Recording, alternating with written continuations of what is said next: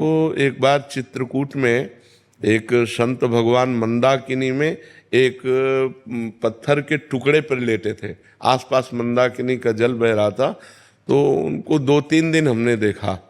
फिर हमारा मन हुआ कि उनसे मिलेंगे, और जेठ के महीने में वो मोटा कंबल मिलिट्री वाला ओढ़े हुए थे। तो एक और आश्चर्य, दूसरा आश्चर्य कि मंदाकिनी के बीच में पत्थर पे, तो जिज्ञासा हुई कि इनसे हम बात करें और दर्शन करें। तो बैठे रहे किनारे। जब वो निकले, महाराज क्या अद्भुत स्थिति, नेत्र जो है उन्मत्त अवस्था को, और तेजोमय चेहरा, और एक लंगोटी और कंबल।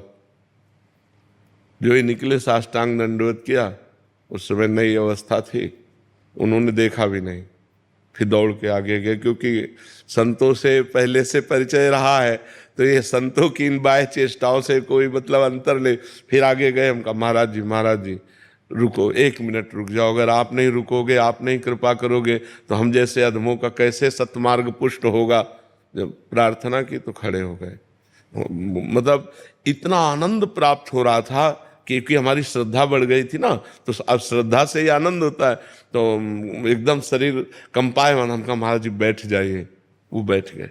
वो महाराज जी, पहला प्रश्न है कि आप बीच शिखर पे लेटते हैं, ऐसे वहां क्यों लेटते हैं? तो उनका एकांत प्रियता। आप कंबल क्यों ओढ़े हैं? जेठ का महीना है। उनका अभ्यास। उनका महाराज जी कुछ अपने मन से आप बता दीजिए।